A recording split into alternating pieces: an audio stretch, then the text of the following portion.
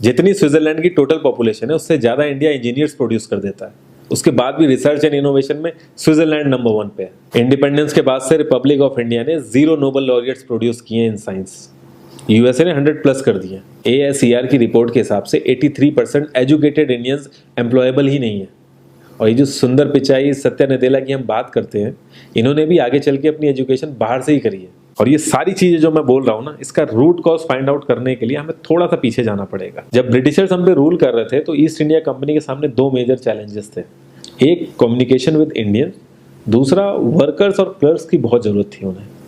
फिर Thomas Babington McCoy ने हमें इंग्लिश एजुकेशन एक्ट ऑफ 1835 दिया, जिससे उनके दोनों पर्पस पूरे हुए। पहला, उनको बंदे चाहिए थे जो चुपचाप डेस्क पे बैठे, अपना काम करें, क्वेश्चंस ना करें और ज़्यादा क्रिएटिव ना हो। Second, communication in English. English सबसे ज़्यादा बोले जाने वाली लैंग्वेज नहीं है, उसके बाद भी इंग्लिश एक लैंग्वेज की बजाय एक क्लास बन गया इंडिया में। रशिया, चाइना, फ्रांस, ये सब जगह इतना ऑब्सेशन नहीं है इंग्लिश को लेके जितना इंडिया में है।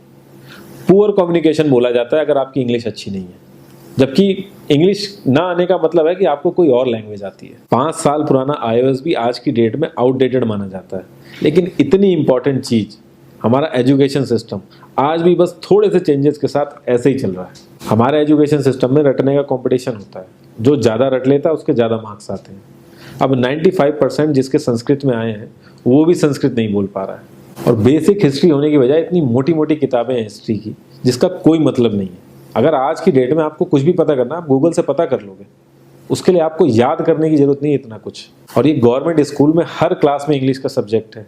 12-12 साल लगाने के बाद भी लोग इंग्लिश नहीं बोल पा रहे हैं। और बिना किसी बुक को पढ़े एक 5 साल का बच्चा सीख लेता है, क्योंकि उसको वैसा एनवायरनमेंट मिल जाता है। A+B का whole square is equal to A² + B² + 2AB।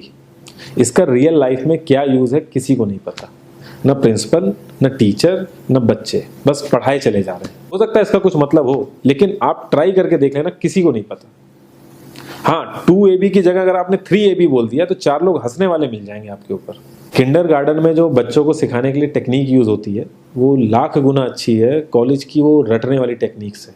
और जिन बच्चों के बहुत ज़्यादा नंबर आते हैं ना, जो वो छुपा छुपा के एग्जाम में लिखते हैं, आप देखोगे जब वो रियल लाइफ में जाते हैं ना तो ज़्यादातर क्रम्बल करते हैं वो। हर किसी को सेम सिलेबस और सेम चीज़ सिखाई जाती है बिना उसकी कैपेबिलिटी देखे। और क्रिएटिविटी का तो दूर दूर तक मतलब नहीं होता।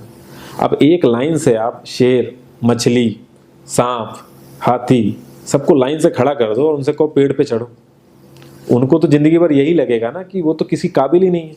और द्रोणाचार्य ने भी पांडवों को उनकी स्किल सेट के हिसाब से उनको चीज़ें सिखाई, सबको एक ही चीज़ नहीं सिखा दी।